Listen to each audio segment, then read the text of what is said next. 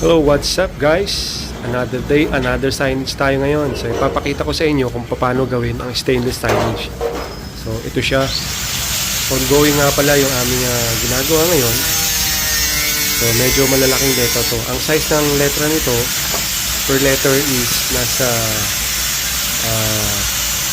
3 feet.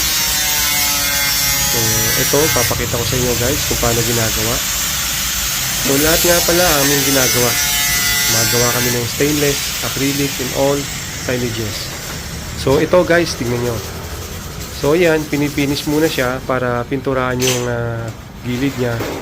As per client, gusto niya may kulay yung siding. So pipinturahan natin yan. So ito, papakita ko sa inyo yung finished product. Ito nga pala siya yung finished product na. Hairline yung finish sa harap, pero pipinturahan pa yan yung sidings ng mga letra. So ayan guys, so mga gusto magpagawa, mag-PM lang kayo sa J316 Sign Advertising.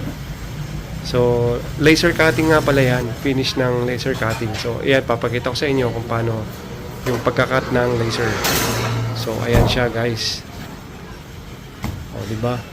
Pulido yung pagkakat niya. So titignan naman natin yung gawa naming acrylic sign.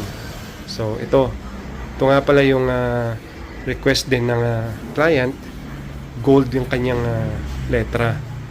So lighted po siya. Ito kasama rin to, Panaplex with acrylic build-up signage. Ayan guys, so sa mga gusto magpagawa, mag-PM lang po kayo dito sa J316 Sign Advertising. So lahat po ng mga signages na gusto nyo, ginagawa po namin yan. So salamat, God bless.